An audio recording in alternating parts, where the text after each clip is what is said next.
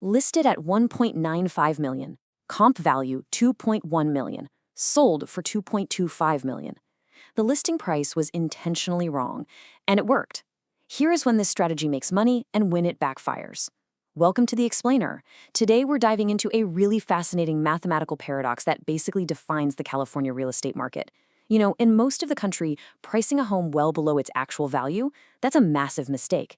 But here in the Bay Area, it's a highly calculated, deeply sophisticated strategy. We're going to look at the exact data showing how intentionally underpricing can actually engineer a massive bidding war. Part 1. The Cupertino Overbid Strategy.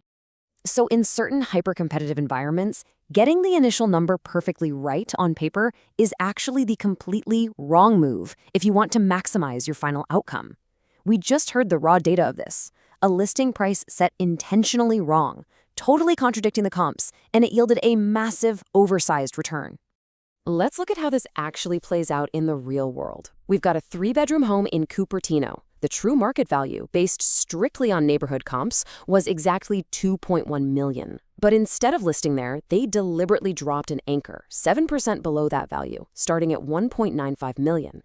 And look, this was no accident. By strategically lowering that barrier to entry, they basically engineered absolute chaos at the open house. They pulled in buyers who normally couldn't even look at that neighborhood. The result?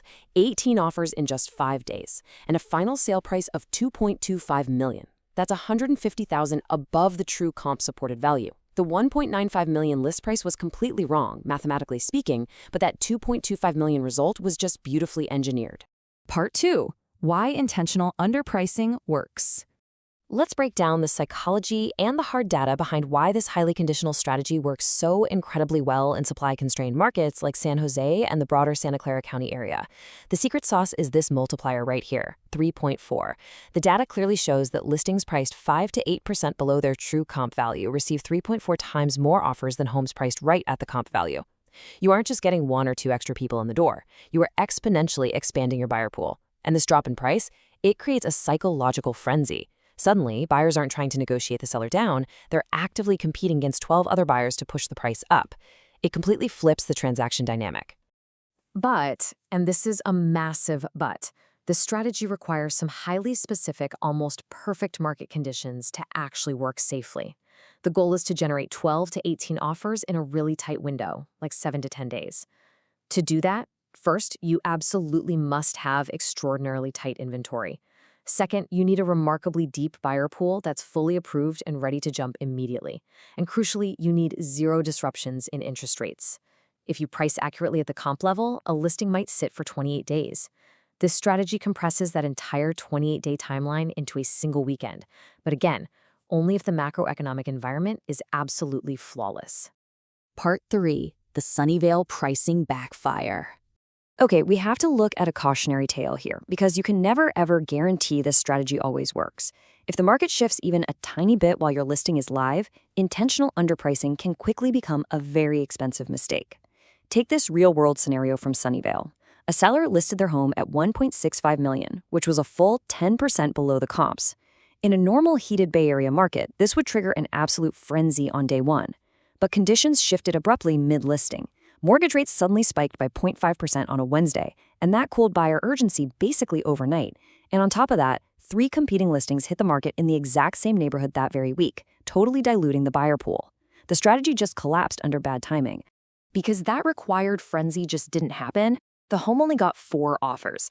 It completely lacked the competitive energy needed to drive the price up. The highest bid came in at just $1.72 million. And remember, the true comp-supported value was $1.84 million. This strategy requires a very specific boiling temperature to work, and the second the market cooled off, the seller was left totally exposed. They ended up selling for significantly less than the home was actually worth. The data reveals a pretty stark reality here. There's actually a 34% failure rate when market conditions shift mid-listing. That is a really substantial, sobering risk. Literally over 33% of the time, if interest rates jump or neighborhood inventory spikes right after you go live, this underpricing strategy fails to bridge the gap back up to market value. This is exactly why pulling this off requires expert local knowledge and incredibly precise timing. Part 4. Solving seller credibility problems. So this 34% backfire risk brings up a major hurdle, the agent credibility problem. How do you sit down at a kitchen table with a seller, knowing this risk exists, and convince them to list their biggest financial asset for less than what the data says it's worth? I mean, a seller in Campbell is naturally going to look at their automated online estimate, see a wonderfully high number, and immediately ask, wait, why are we listing below Zillow? They're terrified they're leaving hundreds of thousands of dollars on the table, and honestly, it's a completely valid fear. To get past this, you have to present undeniable local proof that clearly separates a listing price from the reality of the final sale price. When you show them the actual local data, you prove that the asking price is almost rarely the final price. Look at Santa Clara County. An incredible 78% of homes sold above the asking price in the trailing 6 months. Plus, there is a 6.2% average overbid in the San Jose metro area alone. When a seller sees this local breakdown, it proves that the whole region is basically operating on a totally different set of mathematical rules. Which leads us straight to this crucial core philosophy. The listing price is the floor, not the ceiling. If you don't show sellers this overbid data, they might just hire an agent who overpromises a higher, safe-feeling listing price. But as the data shows us, if you price at or above the comps, that listing will inevitably just sit there for 28 days. It gets stale, it accumulates days on market, all while strategically priced homes nearby are pending in a week with multiple competitive offers. Part 5. Math, Strategy, and CMAs. So how do we actually systematically justify a number that is literally below what the data supports? You have to visibly separate the true valuation from the tactic. On one side, you have the math. That's the comp-supported expected sale price. It's what the home is actually worth based on undeniable historical data.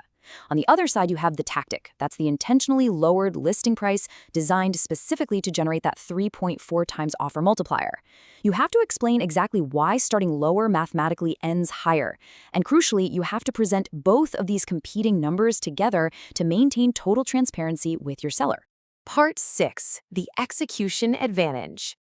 To execute this successfully anywhere in the Bay Area, you need a precise, methodical approach. Because let's face it, verbal explanations are instantly forgotten when a seller is staring at a low number on paper.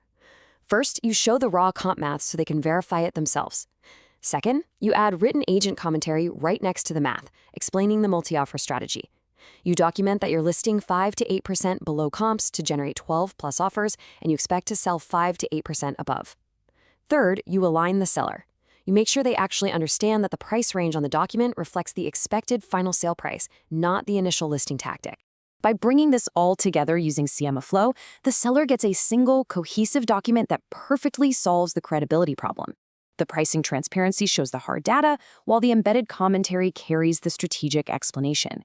The seller fully understands that the range they're looking at reflects the expected outcome, which lets them comfortably agree to a listing price that is purely a tactical lever to drive competition. It really completely reframes how we think about real estate strategy in California. The goal isn't always to put the mathematically right number on the sign out front. It's to put the number on the sign that creates the absolute best result at the closing table. So I'll leave you to think about how you approach your next listing. Are you pricing for accuracy, or are you pricing to engineer a bidding war? Think about it. Thanks so much for joining me on The Explainer today, and I'll catch you on the next one.